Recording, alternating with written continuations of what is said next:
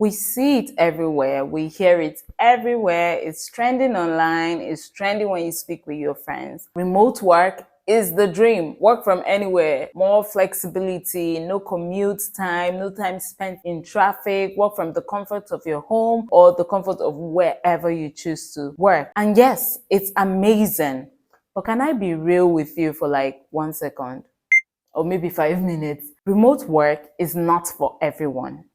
Not everyone is ready to work remotely, and that's okay. Today, I'm breaking down the reason for that and what you need to have in place to thrive as a remote professional and how you can get yourself ready. Let's dive in. Hi guys, welcome to Virtual Pro, a community of remote professionals interested in growth, professionalism, and excellence.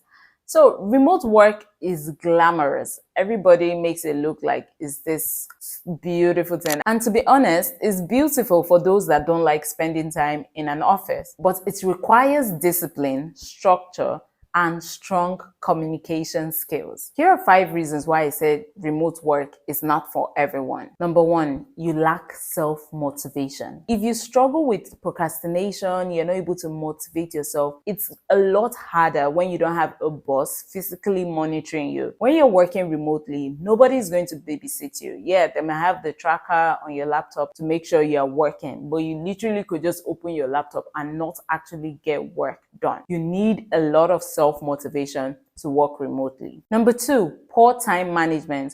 Working from home doesn't mean you work less. In fact, if you are not careful and if you don't have the right boundaries, you're going to work all day long because there's so much work to be done and you don't have the excuse of I'm on the road, I'm in traffic, I'm trying to take a break. You don't really have those excuses. So you need to know how to plan, prioritize, and manage your day. Time management is very important. If you're someone that just wakes up and go on with your day without actually planning what you need to do, this might be a struggle for you. Number 3, no tech setup. Now, I'm not saying you need this whole glamorous office to be set up, but you can't work remotely if you don't have a proper functioning laptop, stable internet, or have a space in your house where you can at least be in a quiet corner in case of meetings or when you need to do tasks that require high concentration. Your tech setup is basically your office. You need a reliable laptop, you need reliable internet. And if you're in a place like Nigeria where we don't usually have lights, you need maybe a small inverter if you can afford it to just power your laptop, or a backup generator for when there's no light and you need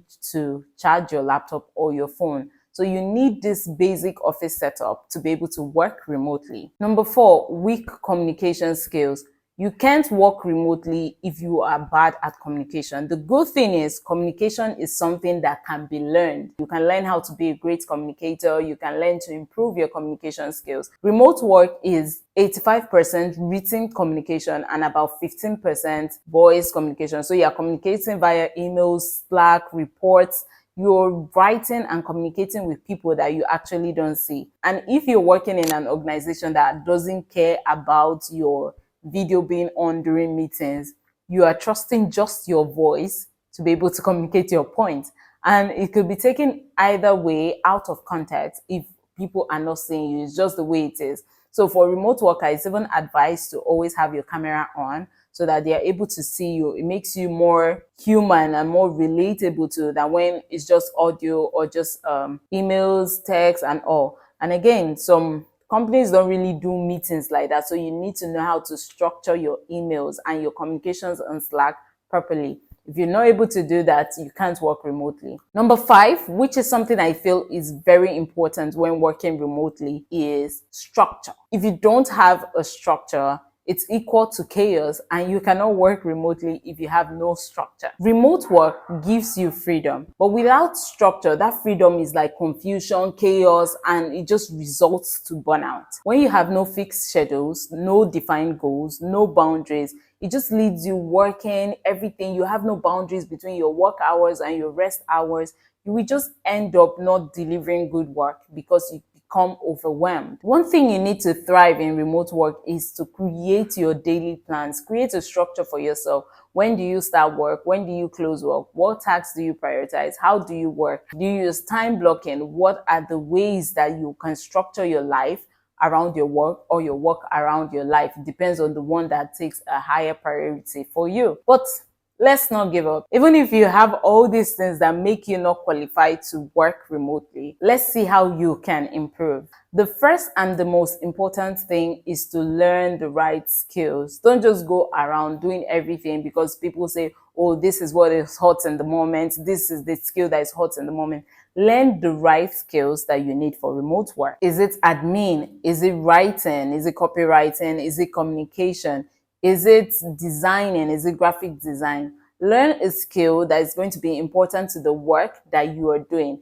But remember, whatever skill you're learning, you need to be a good communicator. You need to be able to communicate your points across to your clients. Whatever you do, learn the right skills. There are skills on Coursera and Udemy. There are these platforms you can learn a skill for a tiny fee. Number two, try and create a dedicated workspace. It might be difficult if you live like in a large family, but try and create that corner in your room where you can get into work mode and work smoothly. Number three, get strong internet and backup power. Yeah, internet is very expensive here in Nigeria, but try and get one that could work for you, and don't use it scrolling all over TikTok. Actually use it to work, and try and get a backup power. I know there's this like tiny inverters people get that can charge only a laptop and a phone. So if it's something you can afford, get it, so you're not always giving excuses to a client. Number four, learn good communication tools and build good communication habits. So we have tools like Slack, Asana that people use on a daily for communications in organizations that work remotely. Some people use Trello, Monday.com. Learn these tools, learn how you can use them to work. You can even sign up for them while you're yet to get a job and just learn more about them. And for the communication habits, learn how to write clearly. Put things down in writing, put the date, put the time. Ensure that if someone reads what you write down, you are actually communicating a point to them. Learn how to take initiative, update your team when it looks like you guys have not been in communication for long.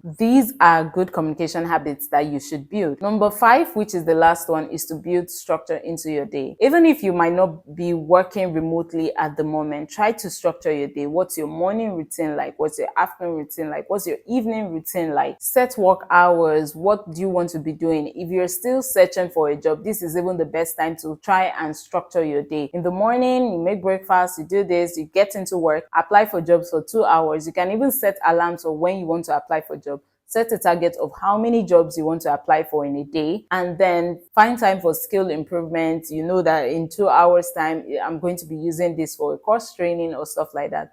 Build structure into your day so that when you get that remote job, it's not difficult for you to build that structure. So are you that person who can't work remotely, or are you the one that can work remotely? We've come to the end of this video. Remote work is amazing, but you have to remember that it's not magic. It takes discipline, it takes structure, it takes you actually being willing to learn about remote work. So if you are not yet there, it's okay. Now you know the steps to take to get you to that point where you can work remotely. Don't forget to subscribe to my channel, share it with someone that you think wants to work remotely but is not yet ready for the remote work structure. Share it with them, leave a comment, let me know the video you want me to talk about next, and I will see you in my next video. Bye.